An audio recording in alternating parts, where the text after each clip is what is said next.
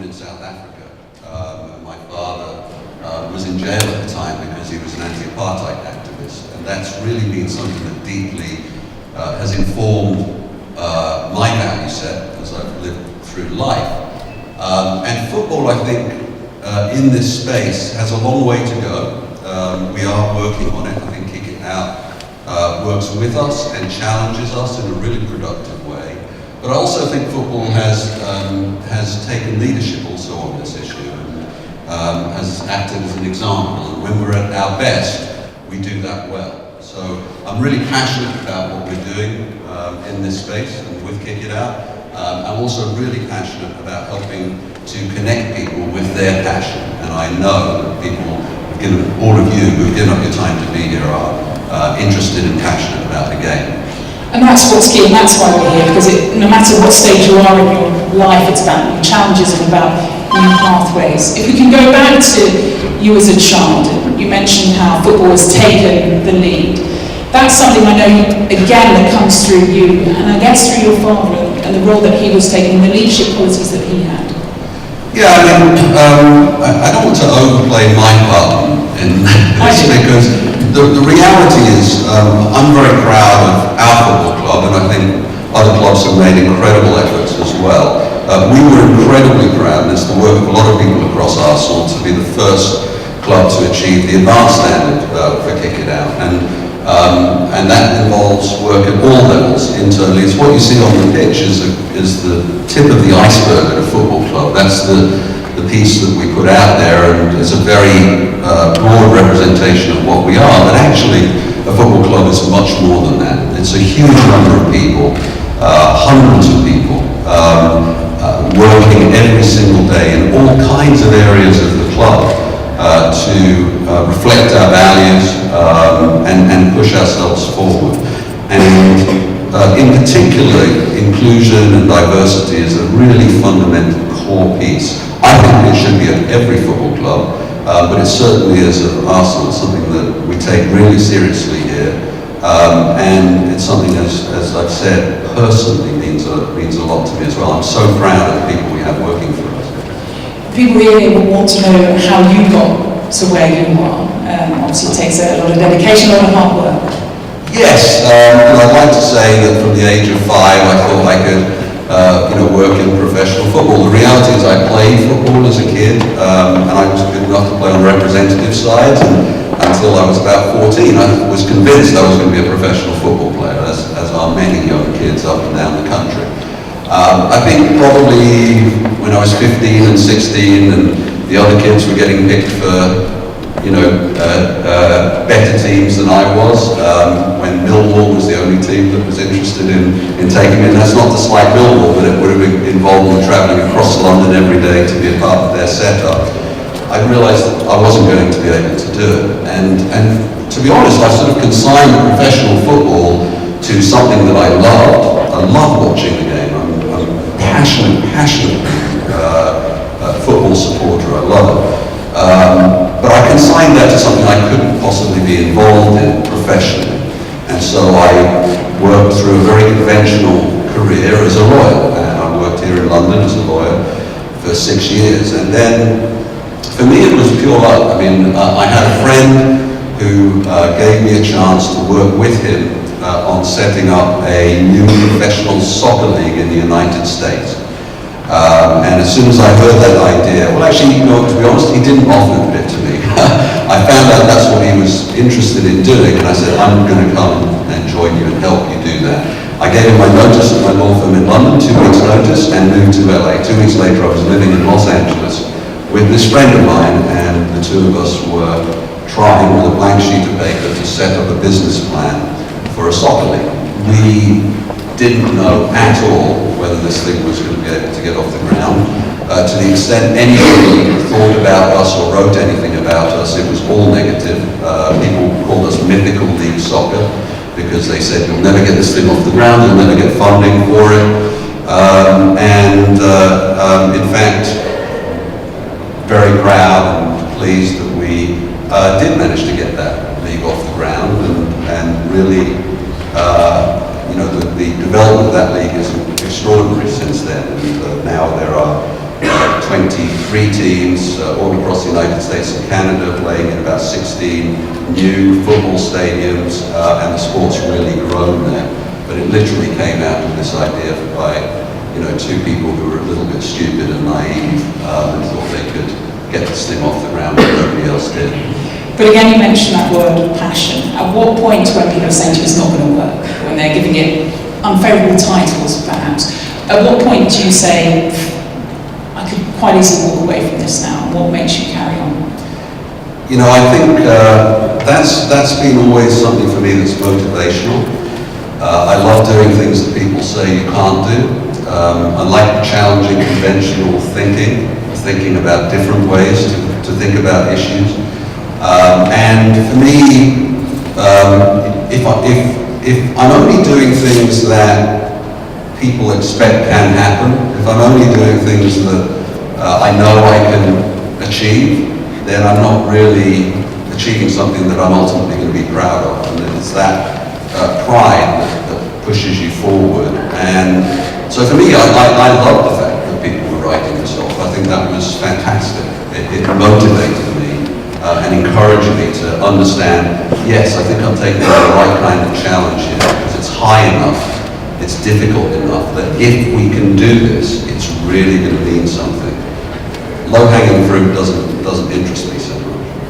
It's also about having those transferable skills, backing yourself, knowing that you've done something that perhaps is different to what you've done before and taking that forward. Yes, it is. I look back and I wonder what all those years of study and work as a lawyer were, and I do think they gave me some skills that I have used, but they're not necessarily the skills you would think. I mean, it doesn't mean anything that I know the Latin terms for some litigation processes or whatever it may be. That's been absolutely meaningless to me. It's more the value set, the way of thinking, the analytical approach to problems, and a balanced approach as well. All of those things, I think, help to give you a background that you can use. But in the end, far more important than all of that, and the skill sets, you can talk about skill sets that are relevant, and there are some that are really helpful. But more important than all of that, I think, is your passion and your energy. From the day I handed in my notice at my law firm, I never worked another day in my life. I do what I love. It consumes me, so it's a little bit obsessional. So it occupies all my time, outside of some family time. But of course, I've got boys who are Arsenal fans, so I walk in the door after a Saturday defeat, and they're asking me why I'm not signing a central defender. So I'm not even walking away from it at home.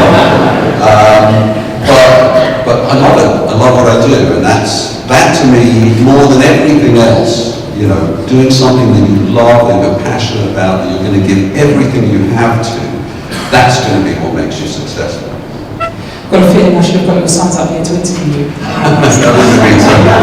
So we skip forward then to Arsenal, to your family here, because I guess if you are that obsessed about it, you're here a lot of the time. Making that move then away from MLS and gradually you're building up that knowledge bank, aren't you? Dealing with different situations, taking on different things, tackling different things to come to the biggest of football stages. Yeah, it was a big step. And it was funny actually, because I was very happy at Major League Soccer. I was extremely comfortable. My family life there was great. The league was doing really well. And so it was an interesting time really to step out of that comfort zone and come and do something else. And the interesting thing for me was when the opportunity to come to Arsenal presented itself, it really just swung around back to the 5-year-old boy. This wasn't a career decision. It wasn't a rational decision, really. It was really about my feeling that Major League Soccer didn't need me anymore because it was grown up. So I felt I could step away. But what was motivating me was the 5-year-old boy that wanted to watch world-class players and what they do, be involved with a world-class manager and see how he approaches things, and to be in that game that, as I had watched as a 5-year-old on the terraces at Fratton Park in Portsmouth, to be involved in that, that was, I just said yes before I'd even processed any of the rational. All of the training went out the window. Oh, if Portsmouth had got hold of you first. So, the 5-year-old you then, we talked about passion, hard work, graft, challenging yourself and moving on. What's the next step for you?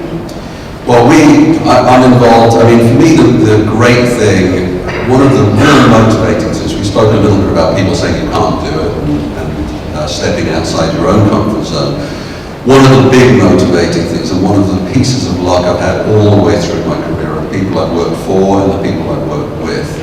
And we here at the club have an incredible team of people. I mean, really, I'm talking about my passion today, but you could go around this football club and find literally hundreds of stories of people who just go way, way beyond expectations and deliver things that are unimaginable every day. And so to me now, where we are in our progress as a football club is we've got a highly, highly engaged group of people working together to push this club forward. We are, again, on this very difficult, challenging journey. It's not easy, and we get a lot of criticism, and we get buffeted along the way and told we're doing everything wrong.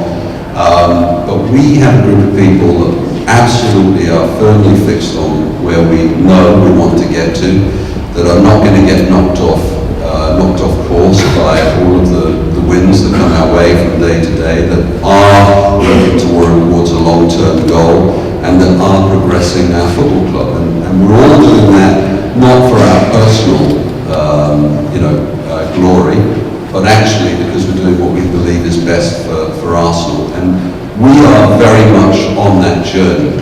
We may never reach the destination, and to be honest, when we talk about the destination, it's not winning a Champions League. It's making our fans proud, making the people that love this football club proud of what we do and how we do it.